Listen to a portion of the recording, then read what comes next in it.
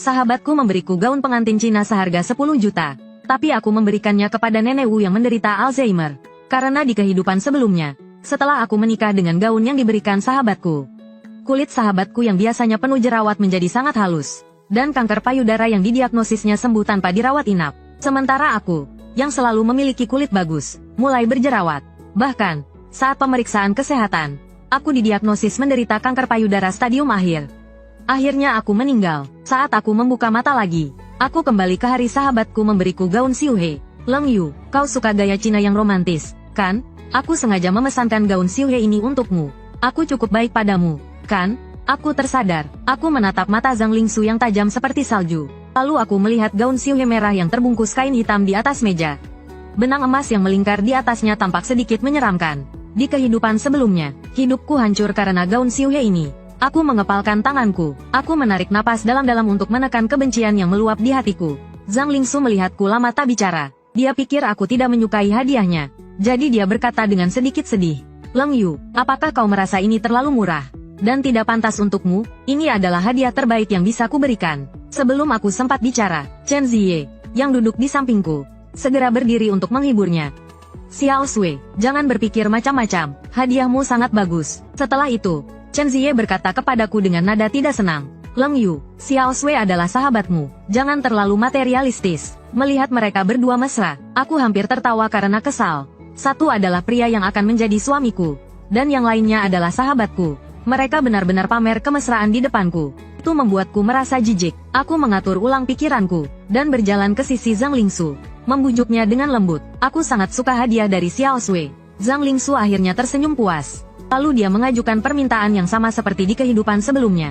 Leng Yu, bisakah kau memakainya sepanjang upacara pernikahan besok? Aku sangat berharap sahabatku bisa melangkah ke pernikahan dengan restuku. Karena pernikahanku bergaya barat, Zhang Lingsu takut aku tidak setuju. Jadi dia melirik Chen Ziye untuk meminta bantuan. Begitu Chen Ziye hendak berbicara, aku langsung berkata, tentu saja bisa. Ini adalah pemberian Xiao Sui. Besok aku pasti akan memakainya. Mendengar jawabanku yang tanpa ragu, mereka berdua awalnya sedikit bingung. Tapi segera mereka tidak menganggapnya serius. Setelah tujuannya tercapai, Zhang Lingsu pun pergi. Begitu dia pergi, Chen Ziye juga mencari alasan untuk keluar. Setelah mereka berdua pergi, aku duduk di sofa. Dengan saksama menelusuri awal mula kesialanku di kehidupan sebelumnya. Pertama, aku memakai sarung tangan dan membalik baju ini. Luar dan dalam, aku tidak menemukan apapun yang berhubungan denganku di baju ini. Dengan begitu, masalahnya hanya ada pada baju itu sendiri. Gaun pengantin Xiuhe pemberian Zhang Lingsu hanya kupakai sekali di hari pernikahan. Ini berarti syarat pertukaran nyawa adalah aku harus memakai baju ini. Dan di kehidupan sebelumnya, sejak tubuhku mulai terasa aneh, hingga kematianku hanya 1,5 bulan. Sepertinya kutukan pada baju ini cukup kuat, sehingga efeknya begitu cepat. Terbayang Zhang Lingsu di kehidupan sebelumnya, dengan bangga, memperoleh wajah cantik dan tubuh sehat. Dariku, mataku berputar, lalu aku tersenyum. Zhang Lingsu, karena kau sangat suka bertukar nyawa, kali ini aku akan membiarkanmu bertukar sepuasnya. 2 jam kemudian, asistenku mengirimkan barangnya. Melihat 2 gaun Xiuhe yang identik, aku sangat puas. Aku menyimpan gaun Xiuhe yang baru kubeli, lalu mengambil gaun pemberian Zhang Lingsu dan mengemasnya untuk dibawa keluar. Setelah semua urusan selesai, akhirnya aku bisa tidur nyenyak. Di pernikahan, seperti yang diinginkan Zhang Lingsu, aku memakai gaun Xiuhe dan menjalani semua prosesi pernikahan. Zhang Lingsu tentu saja sangat puas. Dia bahkan lebih bahagia daripada aku. Orang yang tidak tahu akan mengira dia memenangkan lotre. Hanya aku yang tahu. Aku memang membelikannya tiket lotre. Hanya saja aku tidak tahu saat pengumuman nanti, apakah dia masih bisa tertawa sebahagia ini. Keesokan harinya setelah pernikahan, aku dan Chen Ziye mendaftarkan pernikahan kami, dan menyerahkan seluruh perusahaan kepadanya untuk dikelola. Orang tuaku meninggal karena kecelakaan mobil beberapa tahun lalu, dan hanya aku sendiri yang mengurus perusahaan besar ini. Setelah Chen Ziye bersamaku, dia mengganti jurusannya menjadi manajemen keuangan. Dia bilang ingin membantuku mengelola perusahaan. Zhang Lingsu juga sering menghasutku, dan menyuruhku menyerahkan perusahaan kepada Chen Ziye. Dia sering berkata, setelah kau menyerahkan perusahaan kepada Chen Ziye, kita bisa bepergian kemanapun tanpa khawatir. Chen Ziye sangat hebat, dengan dia yang mengurus perusahaan. Kau hanya perlu menjadi istri kaya, karena mereka berdua begitu bernafsu untuk mengambil semua milikku. Tentu saja aku harus memasang jebakan, dan sekaligus memuluskan jalan mereka. Aku menghubungi detektif swasta, dan memintanya menyelidiki semua perbuatan Zhang Lingsu dan Chen Ziye. Aku baru saja menutup telepon, ketika Zhang Lingsu membuka pintu rumahku dan masuk. Dia mengenakan gaun channel haute couture, menenteng tas seharga 500 juta, dan memakai sepatu hak tinggi 10 cm. Sangat berbeda dengan penampilannya yang biasa dengan sepatu kanvas dan celana jeans. Melihat ekspresiku yang sedikit terkejut dan bingung, Zhang Lingsu langsung duduk di sofa di sampingku, dan berkata dengan angkuh, "Leng Yue, aku punya pacar sekarang. Sengaja datang untuk memberitahumu. Semua yang kupakai ini dibelikan oleh pacarku. Aku tahu betul siapa yang disebutnya pacar. Tapi aku tetap berpura-pura penasaran dan bertanya, wah, siapa orang hebat itu? Kenalkan aku dengannya kapan-kapan." Zhang Lingsue tampak sangat bangga. "Jangan terburu-buru, nanti kalau sudah waktunya, aku akan mengenalkanmu dengannya." Aku tersenyum dan mengiyakan, lalu aku hanya diam melihatnya pamer. Keluarga Zhang Lingsue miskin, orang tuanya lebih menyayangi anak laki-laki. Dia selalu kekurangan uang untuk mendandani dirinya. Setelah berteman baik denganku, kekagumannya padaku perlahan berubah menjadi iri hati. Sekarang setelah dia memakai barang-barang mewah, dia pasti ingin pamer di depanku. Aku meliriknya sekilas, baru kusadari jerawat di wajahnya jauh berkurang. Kulitnya yang dulu berlubang sekarang menjadi halus. Tapi kalau diperhatikan lebih seksama, mulai muncul kerutan di sekitar mata dan mulutnya. Aku sengaja menggodanya. "Lingsue, kulitmu tiba-tiba jadi bagus sekali. Pakai produk apa? Rekomendasikan dong." Mendengar pujianku, Zhang Lingsue semakin bangga. Ini berkat keberuntungan. Tidak ada produk khusus. Dia berhenti sejenak, lalu menatap dahiku dengan tatapan penuh arti. Dia melanjutkan, "Justru kamu, dahinya mulai berjerawat. Hati-hati kalau tidak dirawat, nanti suamimu selingkuh." Menurutku, pria mana yang tidak suka wanita cantik? Saya menyentuh beberapa jerawat kecil yang muncul di dahi saya. Berpura-pura tidak menyadari nada sindiran dalam ucapannya. Saya bahkan berpura-pura meminta saran darinya. Zhang Sue terus berbicara panjang lebar kepada saya. Baru ketika ponselnya berbunyi dia berniat pergi. Pacar saya akan membawa saya makan malam Michelin. Sebelum menutup pintu, dia melihat saya. Saya tidak melewatkan sedikit rasa meremehkan di matanya. Tepat saat itu, Chen Ziye mengirimi saya pesan. "Sayang, malam ini saya harus bertemu klien. Jadi saya tidak bisa pulang makan malam denganmu." Setengah jam kemudian, Zhang Lingsue memposting di media sosial. Dia bahkan mengingatkan saya untuk melihatnya. Pacar menyewa tempat makan. Sudut kanan bawah foto menunjukkan tangan seorang pria. Jam tangan di pergelangan tangannya langsung saya kenali. Itu adalah Rolex yang saya belikan untuk Chen Ziye. Saya memberikan suka pada postingannya. Berpura-pura tidak tahu apa-apa, membiarkan Zhang Lingsue berpikir saya bodoh. Dan dia bisa terus membodohi saya. Beberapa hari berikutnya, Zhang Lingsue terus-menerus memamerkan kekayaannya di media sosial. Tas Hermes, gaun musim terbaru Chanel, gelang, kalung, dan sebagainya.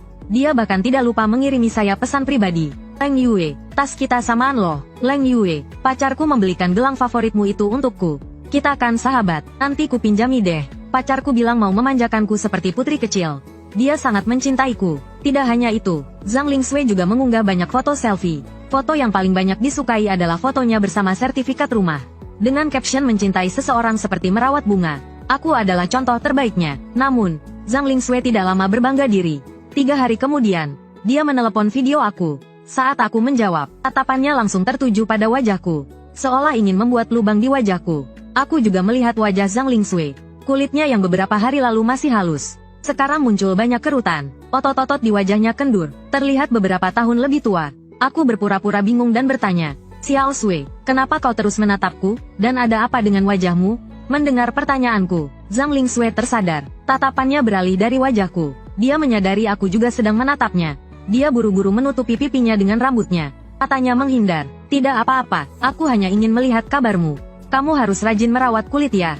Jangan begadang." Aduh, lihat ingatanku ini. Aku memang lalai akhir-akhir ini. Kata-kataku untuk sementara meredakan kecurigaan dan kewaspadaan Zhang Lingsue. Tapi tatapannya masih tertuju pada wajahku. Mondar-mandir. Jerawat di dahiku akibat gangguan hormon belum sembuh. Zhang Lingsue menatapnya cukup lama sebelum akhirnya menutup telepon. Aku pikir Zhang Lingsue akan terus bertingkah bodoh. Tanpa disangka, seminggu kemudian, dia mencegatku di depan apartemenku. Hanya saja, kali ini, ada juga Chen Ziye yang berpura-pura baru saja bertemu dengannya. Zhang Lingsue sedikit membungkuk, dan memakai masker. Saat melihatku, dia tetap melihat wajahku terlebih dahulu. Sayangnya, jerawatku sudah hilang. Kembali halus dan putih seperti sebelumnya. Dan yang kondisinya semakin memburuk, hanyalah dirinya sendiri. Zhang Lingsue membelalakkan matanya, seolah tidak percaya. "Leng Yue, apa yang kau lakukan akhir-akhir ini? Atau kau sakit?" Aku menggelengkan kepala. Aku baik-baik saja." Pertanyaan macam apa itu? Kali ini, Zhang Lingsue sedikit kehilangan kendali. Dia mengamatiku dari atas ke bawah. Bergumam pelan, "Tidak mungkin, kok kamu nggak berubah sama sekali?" Chen Ziye juga sudah bertanya beberapa kali. Apakah aku merasa kurang sehat akhir-akhir ini? Aku tetap menggeleng, padahal dalam hati aku tertawa terbahak-bahak. Tiba-tiba, masker Zhang Lingsu tertiup angin. Sekarang aku bisa melihat dengan jelas wajahnya yang seperti kulit kayu tua, penuh kerutan dan bintik-bintik penuaan. Chen Ziye yang berada di sampingku juga tercengang. Saking terkejutnya, dia tak bisa berkata-kata. Kebetulan saat itu, Nenek Wu yang berusia 80 tahun dan pikun, yang tinggal di lantai 1, berlari melewati kami, mengenakan gaun pengantin Xiuhe berwarna merah. Sambil bergumam, aku akan menikah, aku akan menikah. Wajah Zhang Lingsu terlihat kaget. Matanya hampir melotot keluar. Gaun Xiuhe yang kuberikan, kenapa dia yang pakai? Melihat Zhang Lingsu panik, aku berpura-pura tak tahu apa-apa. Dia Nenek Wu, tetanggaku di lantai bawah. Aku kasihan padanya, jadi aku ingin dia merasakan sedikit kebahagiaan. Makanya aku berikan gaun itu padanya. Zhang Lingsu akhirnya mengerti. Penuaan cepatnya disebabkan oleh Nenek Wu. Dia marah besar, dan memakiku. Gaun itu hanya boleh kamu pakai. Memberikannya kepada orang lain akan mencelakaiku. Ambil kembali gaun itu. Aku berpura-pura bingung dan bertanya, Lingsu, apa maksudmu? Apakah gaun ini punya rahasia? Lalu aku menatap Chen Ziye. Sayang, kamu tahu apa maksud Lingsu? Melihat aku mulai curiga, Zhang Lingsu menyadari bahwa dia telah keceplosan. Chen Ziye, yang kutatap, melotot padanya. Zhang Lingsu segera melunak. Ah, maksudku, hadiah yang kuberikan, kamu berikan kepada orang lain. Itu membuatku sedih. Chen Ziye segera menimpali. Itulah maksud Lingsu. Sayang, jangan berpikir macam-macam. Ekspresiku melunak. Di depan Zhang Lingsu, aku bersandar manja di pelukan Chen Ziye. Zhang Lingsu tampak kesal. Pada saat yang sama, nenek kedua yang pikun tiba-tiba buang air kecil dan besar di celana. Dan yang juga buang air kecil dan besar di celana adalah Zhang Lingsu. Celana Zhang Lingsu langsung basah. Zhang Lingsu membelalakkan matanya, bergumam dan gemetar. Bagaimana bisa begini? Bagaimana bisa? Aku mengomporinya. Lingsu, kamu bau sekali. Bagaimana bisa kamu buang air kecil dan besar di sini? Semua orang melihatmu. Malu sekali. Aku berhenti sejenak, menutup hidungku, dan menatap Chen Ziye. Sayang, ayo kita pulang. Bau kotoran Xiao Sui sangat menyengat. Zhang Lingsui tersadar, tapi dia hanya bisa berdiri mematung. Tak tahu harus berbuat apa. Matanya memohon bantuan pada Chen Ziye. Sayangnya, Chen Ziye mengerutkan keningnya. Dengan jijik, dia menyipitkan matanya menatapnya. Xiao Sui, astaga, memalukan sekali. Ayo pulang. Setelah mengatakan itu, Chen Ziye menggandeng tanganku dan naik ke atas, meninggalkan Zhang Lingsui yang hancur. Sampai di rumah, ponsel Chen Ziye terus berdering. Dia melirikku dengan gugup, mengatakan itu telepon iseng. Aku tersenyum dan mengiyakan. Lalu aku menarik Chen Ziye untuk duduk di sofa. Aku mulai membujuk Chen Ziye. Sayang, apa Xiao Sui sakit? Menakutkan sekali. Aku ingat, aku pernah menemani Xiao Sui periksa kesehatan. Sepertinya dia menderita kanker payudara. Aku menghela nafas. Kita tidak pernah tahu apa yang akan terjadi esok hari. Begini saja, belikan aku asuransi jiwa. Seandainya terjadi sesuatu padaku, kamu bisa melanjutkan hidup. Begitu mendengar tentang asuransi untukku, dengan dia sebagai penerima manfaatnya, mata Chen Ziye langsung berbinar. Beli, istriku harus terlindungi. Dia langsung setuju. Aku segera menghubungi asistenku. Aku memilih asuransi dengan nilai pertanggungan yang sangat besar. Chen Ziye sebenarnya ingin membaca detail polisnya, tapi aku membujuknya. Saat melihatnya menandatangani, aku merasa puas dalam hati. Si bodoh Chen Ziye ini pasti berharap aku cepat mati, agar dia bisa dapat uangnya. Sayangnya, orang yang akan mendapatkan uang itu nanti adalah aku, Jiang Lengyu. Setelah menandatangani, Chen Ziye tidak bisa menyembunyikan kegembiraannya. Dia bersenandung kecil sambil masuk ke kamar mandi. Saat itu juga, aku menerima email penting. Aku masuk ke ruang kerja, dan melihat serangkaian pesan di komputer. Punggungku terasa dingin. Ternyata Zhang Lingsui dan Chen Ziye berasal dari panti asuhan yang sama. Mereka juga pernah berpacaran. Aku dan Zhang Lingsui berteman baik saat kuliah. Tahun kedua, dia pernah dibully, dan aku membantunya. Sejak saat itu, dia selalu menempel padaku. Aku ingat hari saat kami resmi berteman. Orang-orang yang pernah membulinya mengejekku. Mereka bilang, Jiang Lengyu, cepat atau lambat kau akan dihancurkan oleh Zhang Lingsui, wanita jalang munafik itu. Sayangnya, saat itu aku tidak menganggapnya serius. Sejak saat itu, aku dan Zhang Lingsui menjadi tak terpisahkan. Chen Ziye bahkan mengejarku dengan gila-gilaan. Kemudian, karena hasutan Zhang Lingsui, aku dan Chen Ziye resmi berpacaran. Mengingat semua yang telah terjadi, ternyata mereka berdua sejak awal merencanakan untuk menguasai harta anak yatim piatu sepertiku. Kalian suka uang, kan? Baiklah, aku akan membuat kedua pencuri tak tahu malu ini hancur karena uang. Ku dengar Chen Ziye sedang mengincar proyek besar. Aku meminta asistenku untuk bertemu dengan pesaing dan penjual yang bersaing dengan Chen Ziye. Aku membocorkan sebagian proposal Chen Ziye kepada mereka. Dalam persaingan itu, demi mendapatkan proyek tersebut, Chen Ziye terpaksa menaikkan harganya. Dana perusahaan tidak cukup, sehingga ia terpaksa meminjam dari rentenir.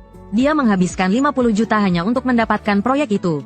Sedetik setelah Chen Ziye menandatangani kontrak, Zhang Lingsue langsung mengunggah postingan di media sosial. Dengan caption pacarku menghabiskan puluhan juta untuk membelikan aku tanah di pusat kota. Zhang Lingsue pikir aku tidak tahu menahu urusan perusahaan. Jadi dia yakin aku tidak tahu kalau tanah itu dibeli Chen Ziye untuknya. Malam itu, untuk merayakan keberhasilannya mendapatkan proyek, Chen Ziye minum-minum sampai mabuk berat. Dia pulang larut malam, tubuhnya berbau alkohol dan parfum wanita. Di kemeja putihnya juga ada bekas lipstik yang sengaja ditinggalkan seorang wanita. Tapi aku tidak peduli, perasaanku pada Chen Ziye sudah hilang di kehidupan sebelumnya. Sekarang aku hanya merasakan kebencian yang mendalam padanya. Melihat pria yang mabuk berat itu, dia masih menggumamkan tentang bagaimana dia telah menjadi sukses, dan mendapatkan proyek yang diperebutkan semua pengusaha di kota. Sayang sekali, seberapa sombong dia sekarang. Sebegitu pula dia akan menangis nantinya. Tanah di pusat kota itu tampak megah di permukaan. Tapi sayangnya kualitas tanah di bawahnya buruk. Seminggu kemudian, tanah itu amblas. Penjual tentu tahu tentang ini. Makanya dia berencana untuk kabur dengan uangnya. Keesokan harinya, Chen Ziye langsung menyuruh orang untuk mulai mengerjakan tanah di pusat kota itu. Dia bilang akan membangun pusat perbelanjaan terbesar di kota. Dan menamainya, Kecantikan Kota Zixue. Ini membuat Zhang Lingsue semakin sombong. Dan, dia datang mengunjungiku. Zhang Lingsue baru melepas maskernya setelah masuk ke rumah. Wajahnya lebih parah dari sebelumnya. Aku berpikir sejenak untuk menemukan kata yang tepat. Untuk menggambarkannya, mayat kering. Zhang Lingsue sekarang, matanya cekung, kulitnya kering dan dehidrasi. Bola matanya melotot, tidak berbeda dengan mayat kering. Tapi aku sedikit terkejut, tidak menyangka dia masih bisa setenang ini. Saat aku masih mencoba menebak pikiran Zhang Lingsue, dia mulai berbicara. Leng Yue, apakah aku sahabatmu? Aku sedikit bingung dengan pertanyaannya. Tapi demi memancingnya, aku mengangguk. Melihatku seperti itu, dia terus memainkan kartu persahabatan. Kalau begitu, kamu pasti juga nggak mau aku sedih, kan? Dia mengeluarkan bungkusan hitam dari tas kanvasnya yang besar. Saat dibuka, isinya adalah gaun pengantin Xiu He itu lagi. Zhang Lingsu mengelus-elus gaun itu. Sambil mencoba membujukku, aku sudah mengambilnya kembali dari nenek tua itu. Kali ini kamu tidak boleh memberikannya sembarangan. Barang ini untukmu, kamu harus menyimpannya seumur hidupmu. Aku tidak menyangka, dia masih belum menyerah dengan niatnya untuk menukar takdir denganku. Kalau begitu, jangan salahkan aku kalau aku menghabisinya. Aku menerima gaun Xiu He yang dia berikan lagi. Aku menyimpannya di lemari. Zhang Lingsu akhirnya merasa lega. Lalu aku sengaja mengungkit lukanya. Xiao Sui, kamu sekarang sangat jelek. Pacarmu belum meninggalkanmu. Kata-kataku membuat wajah Zhang Lingsu memucat. Dia hanya bisa mengatakan dengan lemah bahwa dia hanya alergi. Dan pacarnya tidak akan meninggalkannya. Lalu Zhang Lingsu tiba-tiba teringat sesuatu. Dan menatapku dengan penuh kebencian. Xiao Sui, kali ini kalau kamu memberikan gaun itu lagi, aku akan memutuskan hubungan denganmu. Dia cemberut dan merajuk, tapi dengan wajah seperti kulit pohon itu, dia benar-benar terlihat menjijikkan. Aku menekan rasa tidak nyaman di hatiku, dan tersenyum menyetujuinya. Dia kembali mengingatkanku untuk menyimpannya dengan baik. Lalu pergi dengan tenang. Begitu Zhang Lingsu keluar, aku langsung menelepon. Keesokan paginya, aku pulang ke desa. Begitu aku sampai di desa, aku melihat kakek sedang menungguku di gerbang desa. Paman ketiga, yang sudah lama tidak kutemui, juga keluar untuk menyambutku. Tapi saat melihatku, alis paman ketiga berkerut. Dia menggumamkan sesuatu yang tidak ku mengerti. Semenit kemudian, dia meludah ke tanah dan memaki, dasar siluman kecil, masih berani macam-macam dengan keponakanku.